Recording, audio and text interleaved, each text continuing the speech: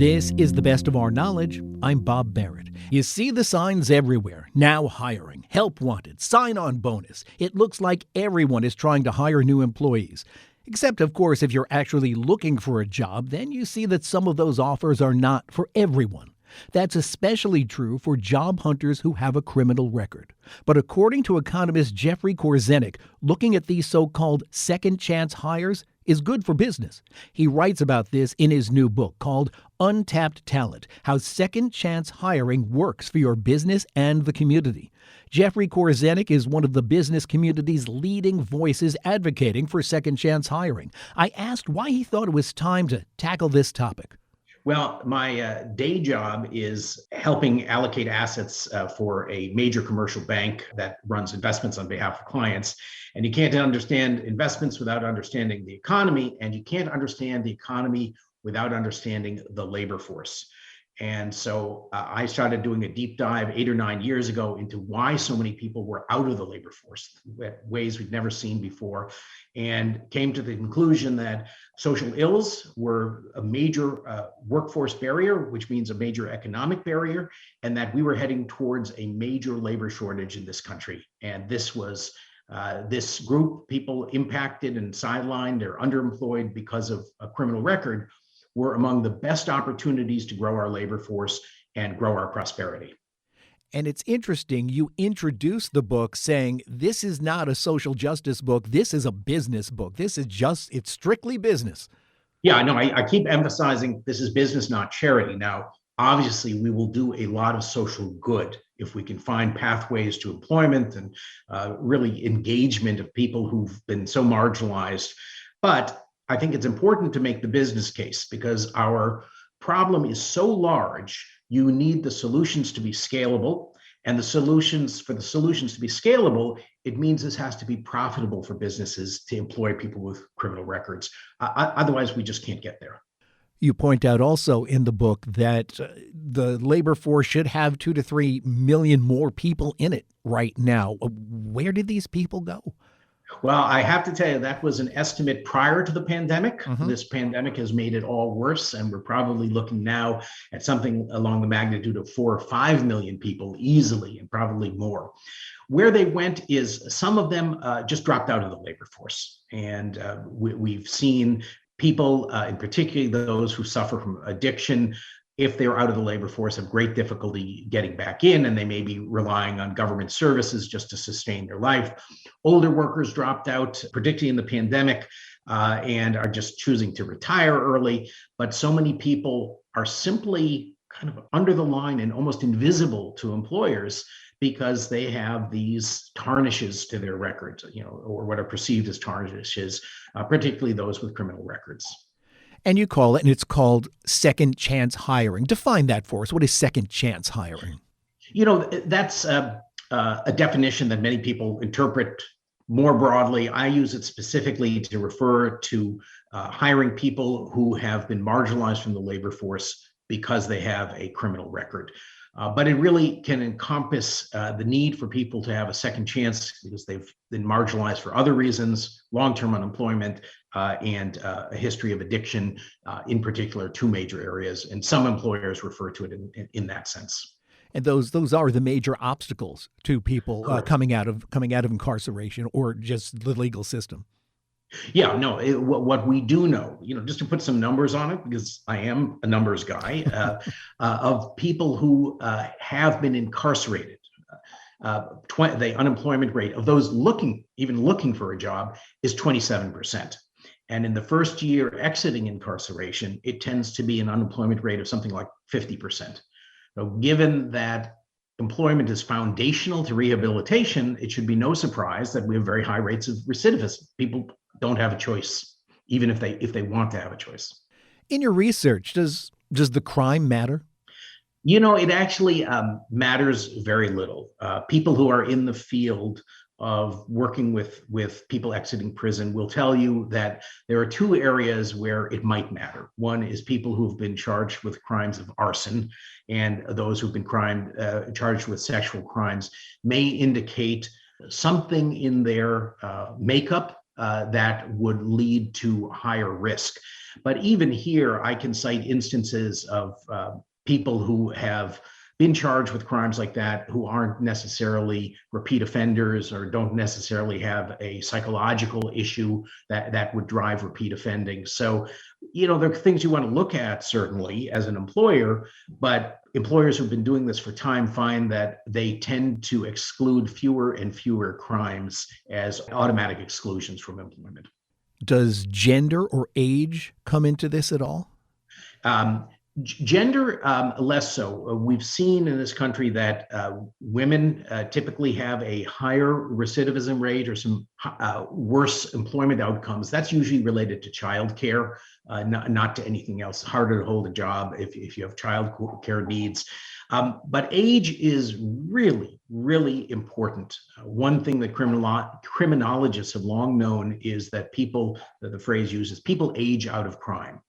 And the majority of crime, at least first-time crime, occurs when people are young, 18 to mid-20s.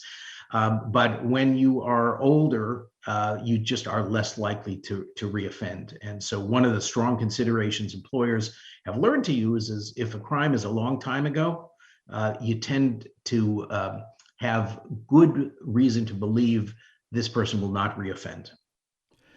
Well, those ages of the younger people, those are prime schooling years. Is there training opportunities available for these people to get back into the system? That's a really important question. And there have not been enough opportunities. And many people who are imprisoned, which is not all the people with felony convictions, many people with felonies are never actually imprisoned, yet face many of the same obstacles to employment. But in general, at least among those who are incarcerated, you do see lower levels of educational attainment, for example. But as you know, these are ages when people can learn and are often very willing to learn. So most prisons will offer some pathway to, say, getting a GED. But more meaningfully, our college and prison programs, this was led originally by Bard College. It's expanded to hundreds of colleges are now involved. But there's also a very practical vocational training opportunities that are growing, need to grow more, but that are out there. And, things like Michigan has 3 vocational villages where they give certifications in masonry and carpentry and auto repair and even do the paper study part for being a commercial driver and getting a commercial driver's license. All sorts of things where we have major shortages in the business community can be addressed, at least in part, with training in prisons. Does the business community have a responsibility to be a part of that help, a part of those programs? I don't know if there's a responsibility or not, but I sure think there's a necessity. We stopped having enough babies in this country 20 or 30 years ago to sustain our workforce growth that we've traditionally enjoyed. So this workforce shortage has been coming. It's been accelerated by the pandemic as so many baby boomers retired before they expected to.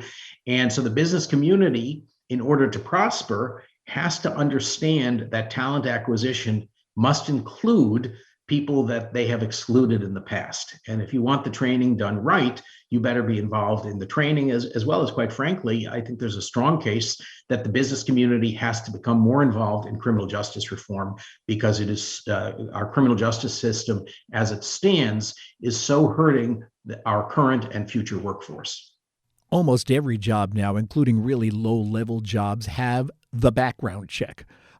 So no matter what went on in a person's past, it's got to be found out. So I imagine just honesty is the best policy when it comes to that, right? Honesty is absolutely the best policy, but there's a flip side. The employer is best off and not asking the applicant to list any actual offenses and is better off taking the background check and then presenting it to the applicant for commentary if needed. The reason for that is so often some of these charges occurred in a time of chaos in a young person's life. They may not have the records. The records may not be accurate. And too many businesses ask people to self-disclose. And then if it doesn't match up with what the criminal record does, automatically disqualify the candidate. even if that record is wrong. The business may not know it. So one of the best practices is, yes, you can, if you're not in a ban the box state, you can ask if someone has a criminal record, but don't do more than look at the background check and see if you need further explanation. Show that to the candidate if you otherwise want the candidate, and take it from there, and truly assess that individual as an individual. Will businesses, or should businesses, actually lobby governments to say, hey, we need these people trained a bit better while they're in your custody? I think you're starting to see that already as the labor shortage really takes a bite into corporations' profitability.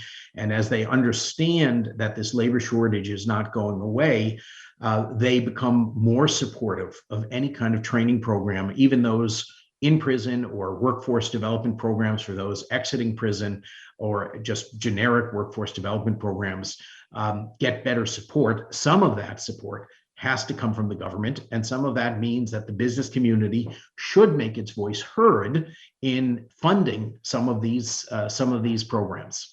Once you do take on a second chance hire, how important is having a mentor within the company to, just get them back into life? I think it depends very much on the depth to which the employer is going. If you're hiring someone who may have a criminal record from 20 years ago, who's been gainfully employed and stable, has a stable life for 10 years, that's just another employee.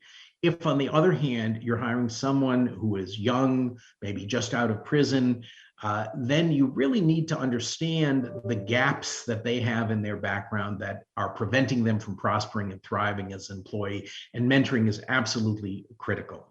Often we in the business community forget or take for granted how we learned the basics, how to dress right, how to act responsibly, all these things that are the basics of being a good employee, how to take constructive criticism. These are things that may be foreign to someone who's raised in a much more chaotic background, and they need that support to thrive. Does the fact that an employee is taking the initiative to try to get back into society, is that right there a good enough test of character to get them started? I think that's an important point. If businesses truly understand the journey someone takes to become just a viable applicant, very often it means that that person had to overcome tremendous barriers. You come out of prison, you may get $100 or something along those lines of what's called gate money. You may be reliant on a public transit system that you don't know to get to transitional housing. Your IDs have been lost. You don't know how to write a resume. You might have gone into prison before smartphones were ubiquitous, or the online application process that most businesses rely on today was available. So there's all these things that the person who's actually a viable applicant has probably had to overcome against enormous obstacles. That should be seen as a sign of character and determination. Still to come, our conversation with economist Jeffery Korzenik continues with a look at some of the barriers that second chance hires encounter when they go looking for a job. That's next on The Best of Our Knowledge.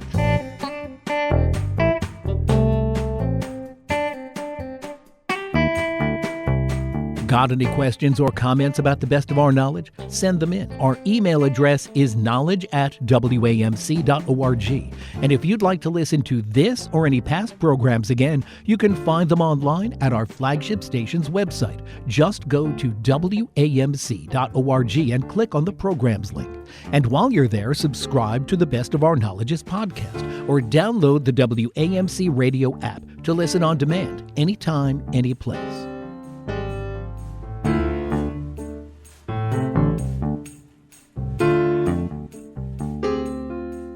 This is The Best of Our Knowledge. I'm Bob Barrett, and our guest today is economist Jeffery Korzenik. We're talking about his new book called Untapped Talent, How Second Chance Hiring Works for Your Business and the Community. In the book, he talks about some of the obstacles all job seekers come up against when submitting their resumes to a company. I always advise businesses that are interested in doing this to start by looking at the barriers they have unwittingly put in the way of broadening their workforce and having a more inclusive workforce. The Wall Street Journal in particular has done a good job of exposing some of the problems where millions of resumes are essentially discarded because they may lack some keywords that someone has programmed in, and similar issues with are we too often requiring credentials, a bachelor's degree for a job that doesn't require a degree. All of these things that are built in, but particularly insidious, are some of these screening programs where no human being is actually involved in looking at an application and they're automatically discarded. That might include, for instance, gaps of employment. People who are unemployed for 6 months or more might be discarded automatically. Well, if someone had to serve a prison term, they're almost certainly being discarded just for that reason alone. I want to go back to something you said earlier about length of time out of the workforce. And we did just have a really big employment disaster with the pandemic.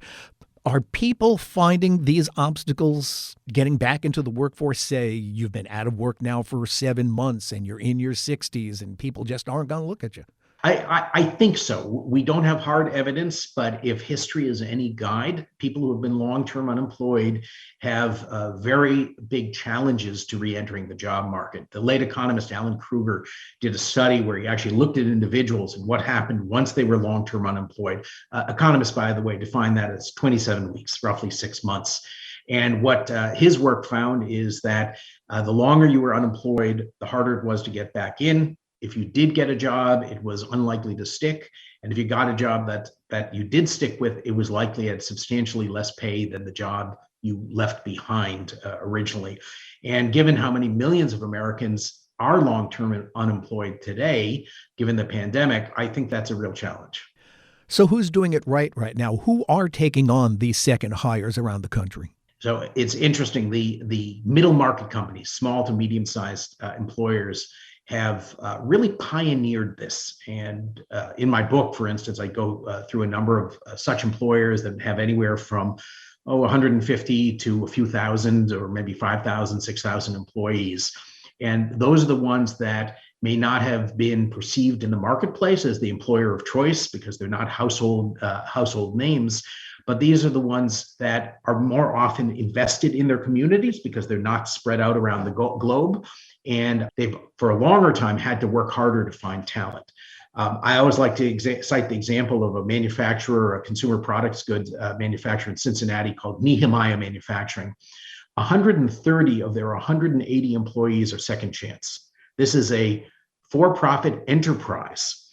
And they have done this so well and so profitably that Harvard Business School sent a team there in 2018, did a case study of the company and their practices. And it's now, I understand, required reading for all MBA candidates at Harvard.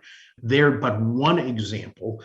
There are many others. There's a new Second Chance Business Coalition, which are major household name companies, Home Depot, Procter & Gamble, Bank of America, that are all committed, and Kroger, I should add, a very important addition to that have committed to doing trials and sharing data about this. So it may have started with smaller companies we haven't heard of, but it's moving to major American corporations. I guess those major American corporations are the ones mostly using the automated resume readers, and there you go, there's your cycle. I think that's right. And there's also, these tend to be more political organizations, the larger organizations, and you run into the inability of people in, say, the HR function to take a major risk. I'm going to advocate for someone with a criminal record. They get hired. If it works out, well, that's perceived as just another appropriate hire. If it doesn't work out, it becomes, who the heck hired this person? Who said yes to this? So there's this heads you win, tails you lose kind of dynamic that is harder in large companies where it truly needs leadership from the very top to drive this forward. Is this something that institutions of higher education, universities, colleges are taking on, specifically, I guess, community colleges? They are, and there's even community colleges. There's one in Dayton, Ohio, for instance, that has a reentry center that is focusing on students from this background. A lot of colleges are now providing prison education programs. This has been a big growth area. It's going to be a fairly small amount. It's expensive. Again, many people don't have the educational attainment level to be a viable college student, but it's a step forward. But I'm going to add something to this. I think cultural institutions like universities should also be on the forefront of examining their own hiring practices. I know a number of professors out there who had a criminal background and have thrived, and I'm sure are great teachers. They get great reviews for their teaching. But colleges and universities are major employers. Hospitals, learning hospitals are major. University hospitals are major employers, and they should also examine their own hiring practices as well. Well, I'll bring one more thing into this, and because we spoke about gender or age, I'm sure race has to be an issue in this too, right? Yes. I mean, there's been a disproportionate percentage of those impacted by the criminal justice system are people of color. I mean, the tragedy of the American justice system is that it has placed these burdens have not fallen equally. And the statistic that's so telling is 1 in 3 Black men in America has a felony conviction. Interestingly, about half of those, a little over half of those, were convicted of a crime of such small risk to public safety, it didn't even require a prison term. Now, it might have been a fine, parole, probation, might have been some time in a county jail, yet they're left with this terrible barrier. So it has not fallen equally.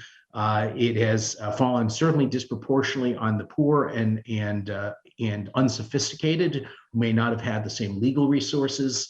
And so people get ground down by this system in terrible ways. Can you think off the top of your head of one real success story of a second chance hire?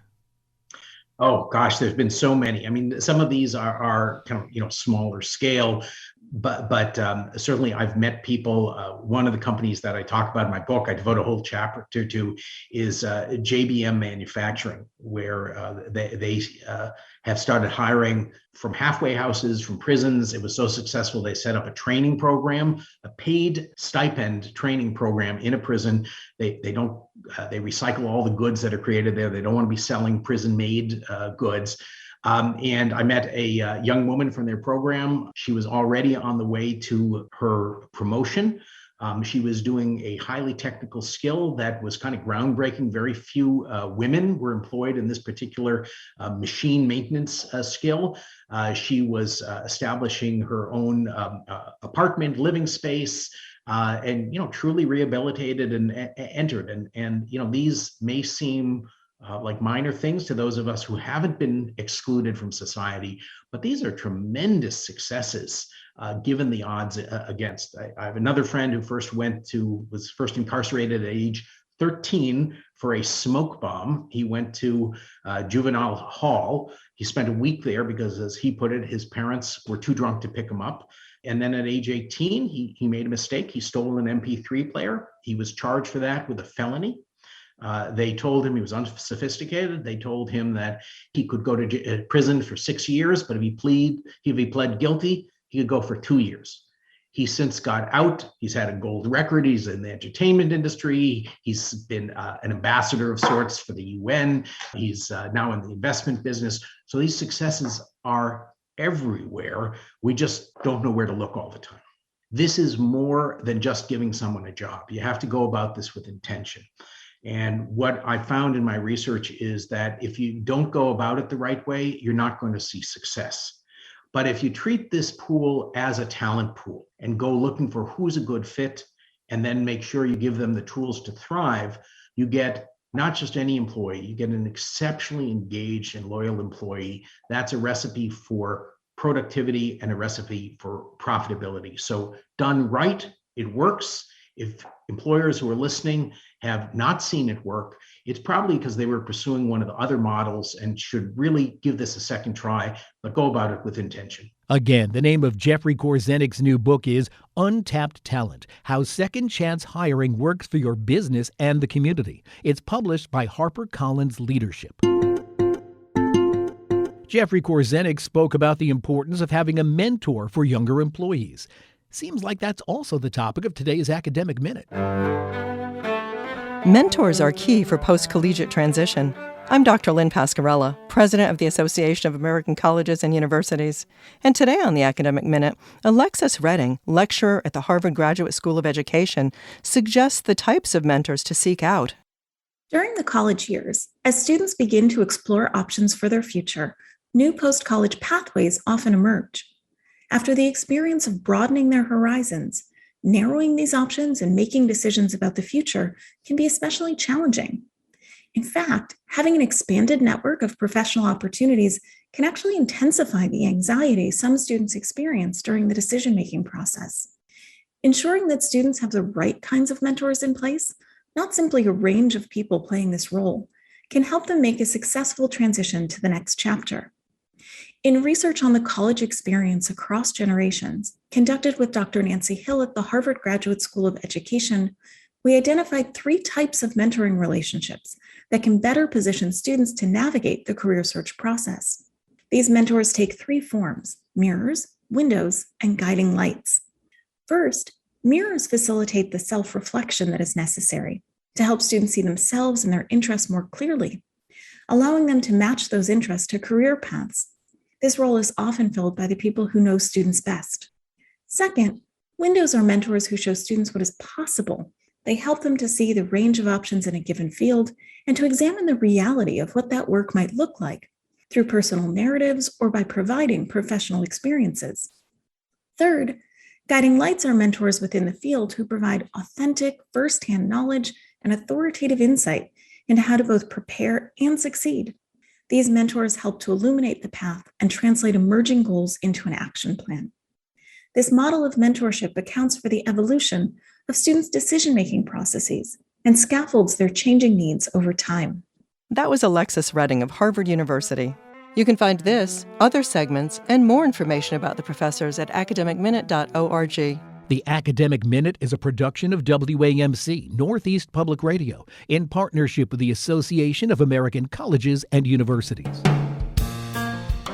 That's all the time we have for this week's program. If you'd like to listen again, join us online at our flagship station's website. Go to WAMC.org and click on the programs link. While you're there, subscribe to our podcast or any of the other WAMC or National Productions podcasts. And if you have any questions or comments about the program, send them in. Our email address is knowledge@WAMC.org. And you can find us on Twitter at TBOOKnowledge. I'm Bob Barrett. Be sure to join us next time for another edition of The Best of Our Knowledge.